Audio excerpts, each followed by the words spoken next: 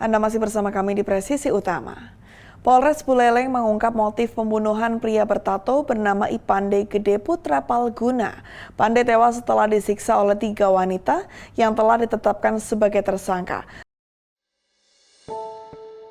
Polres Buleleng mengungkap motif pembunuhan pria bertato bernama Ipande Gede Putra Palguna. Pande tewas setelah disiksa oleh 3 wanita yang telah ditetapkan sebagai tersangka. Ketiga wanita itu bersinil OSM, 30 tahun alias Oki, IOP alias Intan, dan LY alias Leni, berumur 53 tahun. Kapolres Buleleng AKBP Ida Bagus Witwan Sutadi mengungkapkan ketiga tersangka menyekap dan menyiksa Pande hingga tewas karena masalah uang. Ketiga wanita itu lantas membuang mayat Pande ke jurang di kawasan Pancasari, Buleleng.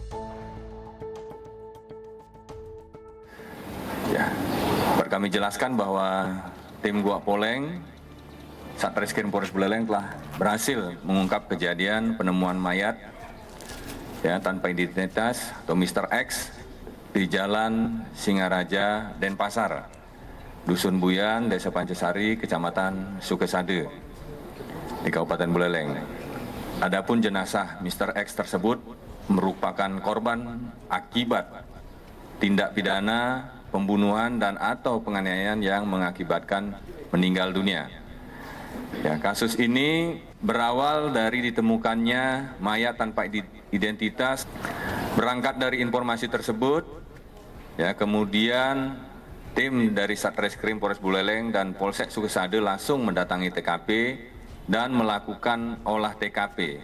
Dari hasil pengecekan awal menggunakan teknologi napis kepolisian didapatkan hasil, yaitu identitas korban yaitu atas nama Ipande Gede Putra Palguna alias Pande alias Dede, umur 53 tahun dengan alamat Jalan Hatakwa, Kelurahan Jatimakmur, Kecamatan Pondok Gede, Kota Bekasi, Jawa Barat.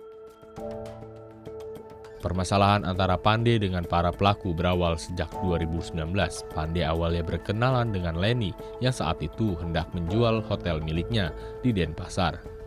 Dari pertemuan itu, Pande berjanji akan membantu menjual hotel milik Leni. Seiring waktu, Pande terus meminta uang kepada Leni dengan alasan sebagai biaya operasional penjualan hotel. Tersangka Leni bahkan telah memberikan uang mencapai 5,4 miliar rupiah kepada korban.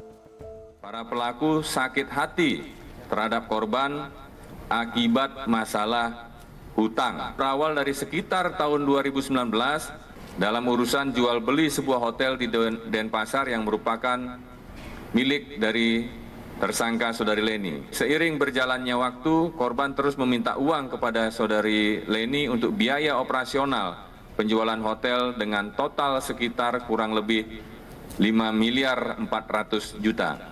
Oki dan Intan bersama-sama dengan korban membahas serta menagih uang yang telah diterima oleh korban dari saudari Leni, namun korban belum dapat mengembalikan uang tersebut.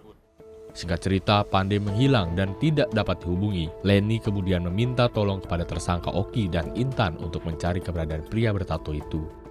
Pande dan ketiga wanita itu akhirnya bertemu. Leni merasa telah ditipu, kemudian meminta Pande untuk segera mengembalikan uangnya. Pada pertengahan Januari 2025, Linda menyadari bahwa korban terus berbohong soal pembayaran uang. Pelaku lainnya kemudian melakukan penganiayaan yang menyebabkan korban tewas.